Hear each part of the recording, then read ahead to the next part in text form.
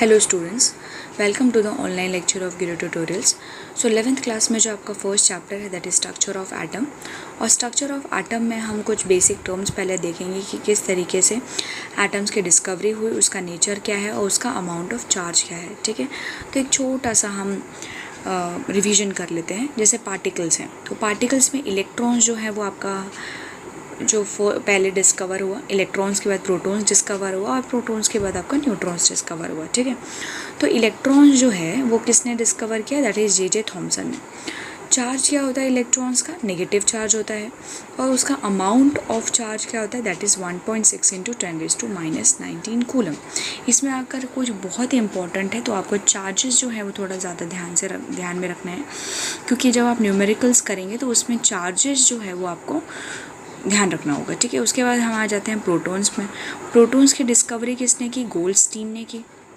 Nature कैसा है उसका, नेचर है उसका पॉजिटिव। और अमाउंट कैसा है, 1.6 इंटू 10⁻⁹ कूलम उसका अमाउंट ऑफ चार्ज है। ठीक है, हाँ, अगर थर्ड सब एटॉमिक पार्टिकल पे अगर हम आ जाते हैं तो वो हमारा है न्यूट्रॉन। न्यूट्रॉन की डिस्कवरी किसने की, चार्डविक ने की है। उसका नेचर कैसा है, न्यूट्रल है और उसके ऊपर कोई चार्ज नहीं होता है, दैट इज़ ज़ीरो चार्ज होता है। ठीक है, तो ये कुछ हमने सब एटॉमिक पार्टिकल्स के डिस्कवरी देख लिया, नेचर देख लिया और हमने क्या किया, अमाउंट देख लिया। अभी जो हमारा नेक्स्ट टॉपिक है दैट इज़ योर इलेक्ट्रॉन। ठीक है, किस तरीके से इलेक्ट्रॉन का डिस्कवरी हुआ। ठीक है, तो मैं एक आपको शॉर्ट में आपको बता देती हूँ कि डिस्कवरी किस तरीके से इलेक्ट्रॉन का हुआ। ठीक है, 1830 में माइकल फेरेडे नाम के एक साइंटिस्ट थे। उन्होंने क्या किया कि उन्होंने सबसे पहले उन्होंने ये कोशिश किया ढूंढने की कि चार्जेस होते हैं कि नहीं। चार्जेस की जो एग्जिस्टेंस है वो माइकल फेरेडे ने चेक किया। ठीक है, तो वो चेक करते करते वो ये ढूंढ रहे थे कि पॉजिटिव चार्ज और नेगेटिव चार्ज मैटर्स में किस तरीके से होते हैं। ठीक है, तो उन्होंने क्या किया कि उन्होंने एक वी कैन से एक ट्यूब लिया। ठीक है, उस ट्यूब में उन्होंने कैथोड रे रखा, इलेक्ट्रोड और एनोड इलेक्ट्रोड को प्लेस किया और उसको कनेक्शन लगा दिया। ठीक है, किस तरीके से हम कनेक्शन लगाते हैं फिज़िक्स में, तो उन्होंने कनेक्शन लगा दिया थ्रू बैटरी। एंड फिर उन्होंने क्या किया कि उन्होंने ये देखा कि अगर जब प्रेशर वो एक एटमॉस्फेयर रख रहे थे तो वहाँ पे कोई भी पार्टिकल्स जो है वो ट्रांसफ़र नहीं हो रहे थे।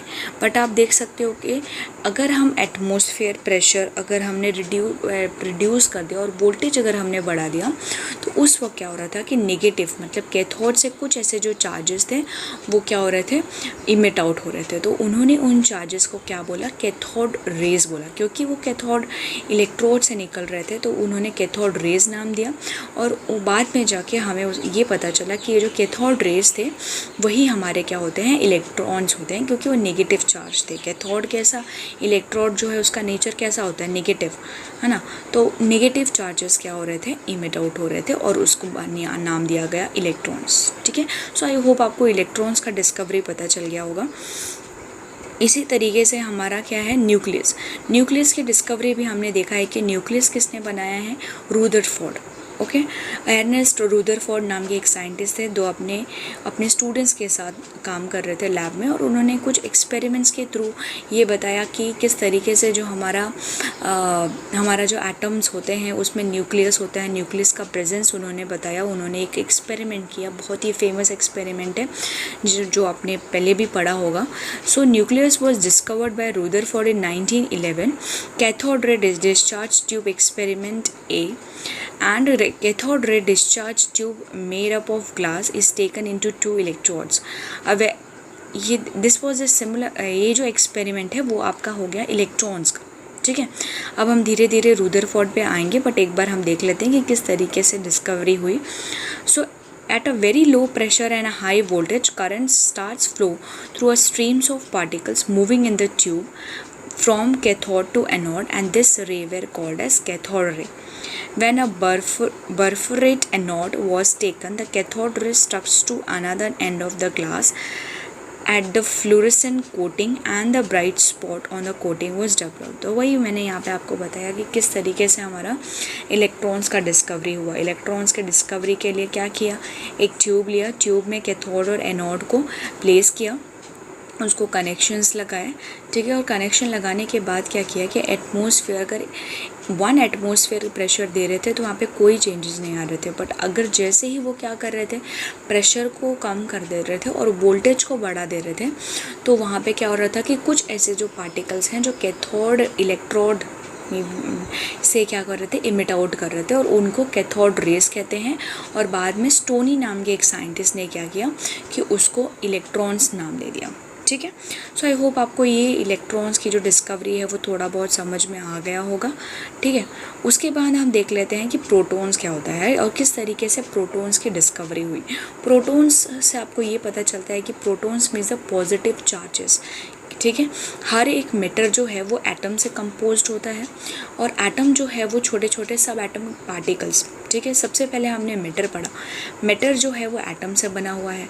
एटम्स जो है वो कुछ सब एटमिक पार्टिकल से बने हैं, जैसे हो गया हमारा इलेक्ट्रॉन्स, प्रोटॉन्स और न्यूट्रॉन्स। और ये इलेक्ट्रॉन्स और प्रोटॉन्स और न्यूट्रॉन्स क्या हैं, दे आर सिंपली चार्जेस, वो पॉजिटिव चार्जेस हैं, नेगेटिव चार्जेस हैं, ठीक है।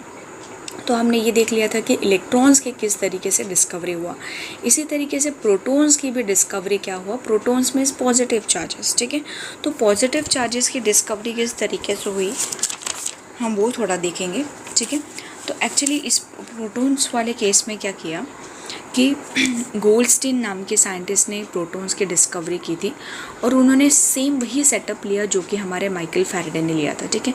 माइकल फैराडे ने एक ट्यूब लिया था, उसमें कैथोड और एनोड को क्या किया था, प्लेस किया था, और जिस तरीके से वो एटमॉस्फेरिक प्रेशर को कम कर दे रहे थे और वोल्टेज बढ़ा दे रहे थे, तो उन्होंने कैथोड रेज को चेकआउट किया था, ठीक है। सिमिलरली इन्होंने भी वही सेटअप लिया, बट इन्होंने क्या किया कि उन्होंने ट्यूब लिया, ठीक है, और ट्यूब लेने के बाद कैथोड और एनोड लगाया, और उसके बाद से एक बफरेटेड इलेक्ट्रोड लगा दिया कैथोड के साइड में, ठीक है। तो जिसके वजह से यहाँ पे क्या हुआ, बफरेटेड कैथोड लगाने की वजह से कि वहाँ पे छोटे छोटे बफरेटेड मीन्स ऐसे कैथोड जिनके बीच में होल्स हो, ठीक है।